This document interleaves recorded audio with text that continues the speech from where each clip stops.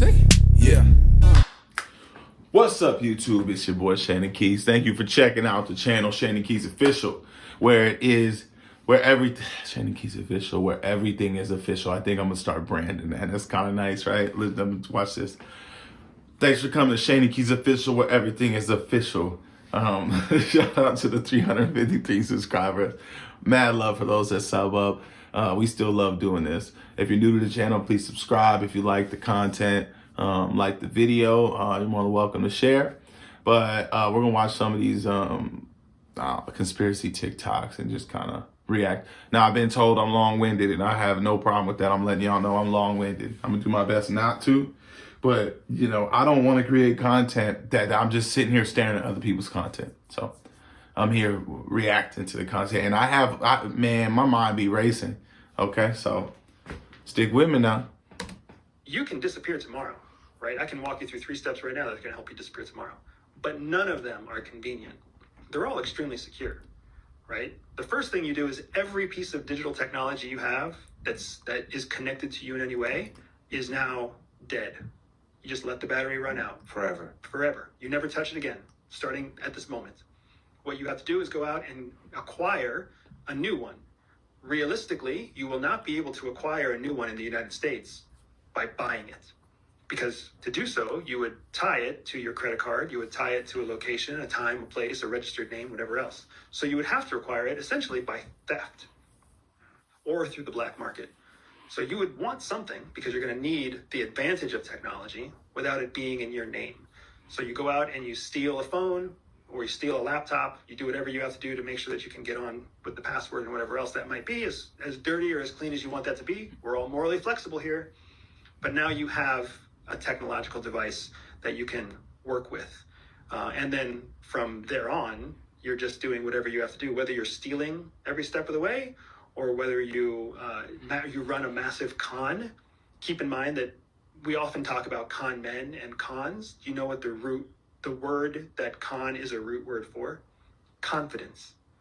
That's what a con man is. A con man is a confidence man. Mm-hmm. Just somebody who is so brazenly confident that the people around them, living in their own perception, not perspective, in their perception, they're like, well, this guy really knows what he's talking about, so I'm going to do what he says. So you can run a massive con, and that can take care of your finances, that can take care of your lodging, whatever else it is. You are whoever you present yourself to be. So if you want to be Bill for the afternoon, just go tell people your name is Bill. They're not going to question you. So the intelligence, the natural web of intelligence gathering systems we have in the United States and in the world, are they going to believe for long that you're Bill? Are they... Until you do something that makes them think otherwise. If you are consistent, we talked about consistency being the superpower. If you are consistent, they will think you're Bill forever. Did you know that the moon is not around, but actually... That poor guy. Can't imagine having to fake who you are. However, I don't even like technology as it is. I'm surprised it took me this long to get on to YouTube and whatnot. But if it was up to me, I would already not have a phone. And shoot, I don't got an Apple Watch. Could you imagine people just being able to just contact you whenever they want? That sounds terrible to me. That sounds terrible. I need my space in separation from society. Yes, you heard it right. The flat moon conspiracy theory suggests that the moon is not the round celestial body we've been led to believe. Instead, it is a flat disc-like structure, just like the Earth, according to the flat Earth theory. This mind-boggling theory claims that space agencies and governments have been hiding the truth from use all these years. They argue that the flat moon is an elaborate hoax created to maintain the illusion of a round moon. Imagine the implications. If this theory were true, our perception of the universe would be shattered, and we would have to question everything we thought we knew about space. Buckle up and prepare to dive into this captivating conspiracy theory that challenges the very shape of our moon. Architecture changed completely. Shout out to flat earthers out there. We already had to question all that. Around them, to a kind of architecture that clearly hates people, that is designed to oppress the human spirit and make people feel without value, worthless. Have you heard the Tartarian model? Have you ever heard of Tartaria? Tartaria. You've never heard of Tartaria? Oh, it's like my love favorite. this. Tartarian truth, ancient Tartarian wisdom. It comes down to this. There's a theory called Tartaria. Tartaria is real. Tartaria. Tartarian, the lost civilization of Tartaria. Tartaria. Yeah. No, that's a big thing. Blew my mind.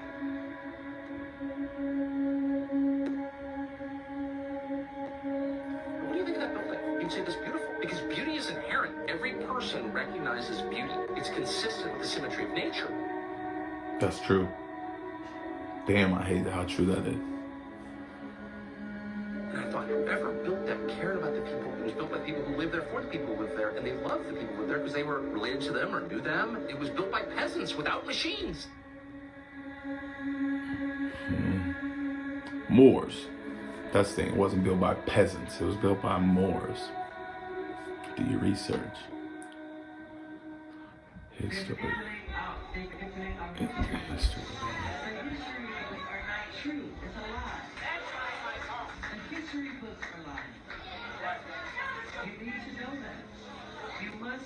We're developing a society because of all of these different toxins. Yeah. First time I heard the term Moor was from the movie, shout out, Black Knight. One of the funniest, still to this day, one of the funniest movies. But yeah, that Knight kept calling Martin Lawrence Moor. He said, I'm beginning to like this word more, less and less. Anyway, then I learned about what like Moors were. They called them mound builders. Y'all can look it up, but there's been societies predating our society, whether you're religious or historical. We get, I mean, it sounds so cliche, but we get his story for history. And I mean, I don't know what the big deal is with just being honest about everything that's happened, but mud floods, look it up. If you're aware of this stuff, let me know down below. It's a whole rabbit hole. It's going to take you some time, but Going to affect brain function. We're seeing a society that not only has a lot more people of lower IQ, but a lot fewer people of higher IQ. In other words, a dumbing down, a chemical dumbing down of society. So everyone's sort of mediocre. yeah, That leaves them dependent on government amen. because they can't excel. We have these people of lower IQ who are totally dependent, and we have this mass of people who are going to believe anything they're told because they can't really think clearly. And very few people of very high IQ have good cognitive function who can figure this all out. And that's what they want. So, you can kind of piece it together as to why they are so insistent in spending so many hundreds of millions of dollars of propaganda money to dumb down society. I think, not to say that I think I'm low IQ, but I don't think that IQ, how is IQ the best measurement? But I also, if I took an IQ test, I mean, like, shoot, I don't remember what I got on my SAT or my ACT scores. My brother did good. Yeah, he was up there. I think the best you could do is like in the 30s or something. I think I did like a 25, maybe 20. I don't want to lie. I'm going to have to look it up and let y'all know. But I'm not the smartest. I'm not the dumbest. I'm going to stay right there in the mediocrity. Back to history class. What do you really remember? They told us all kinds of stories about Columbus and the Mayflower and the Indians. They told us about Boston Tea Party and everything else, even the Civil War. But did they really tell us everything? How about the aether, the free energy of the atmosphere? How about the giants that used to exist on this earth? What about this mud flood event? This catastrophic flood that seems to have buried much of our world? Did they teach you about the millions of mounds found all across North America? And did they teach you about the pyramids that they also found all across the Americas? How about the mummies they found in the Grand Canyon? There go Kiwi. There's an article from the 1800s I posted before that says Columbus came to the Americas in 1492 to see the Grand Khan of Tartary. Did they teach you about Tartary? Did they show you that on the maps of Tartary there's actually names of cities? Did you get to read any of the books on Aether written in the 1800s, or they were made obsolete? Many people say they were still taught that the earth was flat, even as late as the 1930s and 40s in the schools. The history that's being taught nowadays leaves out a lot of details.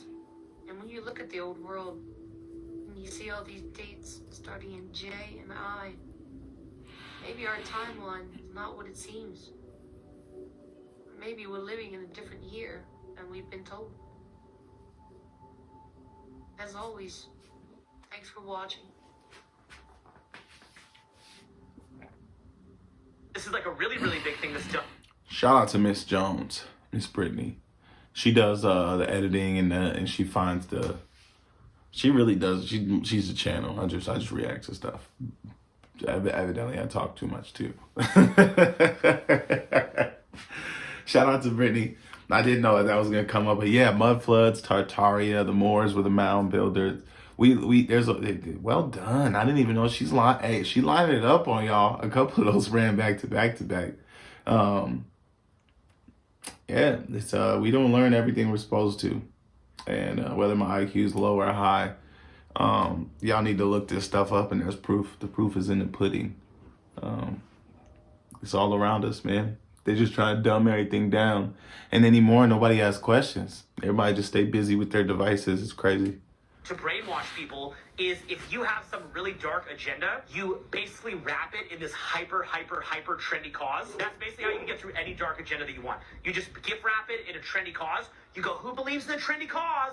And then everyone goes, yay! And then you even pick the people that are trying to actually do good. You frame them as the bad guys by cutting them out of context, put them in the media. And now the very people doing good things and trying to help, you can demonize. And the average person doesn't even want to look deeply enough into it, and they just jump on the trend, and you can basically just manipulate the masses like that. It's completely insane, and it's going on constantly. And it keeps us it keeps the societal progression at a bit of a deadlock, because it means that we can't have real debate about the best ways forward, because we're basically just stuck on like manipulating large groups of people that just get easily swayed. Yo, hey, that shirt goes hard. I try to convince people to Slow down AI, to regulate AI. This was futile. I tried for years. This seems Nobody like a scene listened. in a movie Nobody where listened. the robots are gonna fucking take over and you're freaking me out. Nobody listened. Nobody listened. No one. I have a range of feelings and emotions that are programmed into me.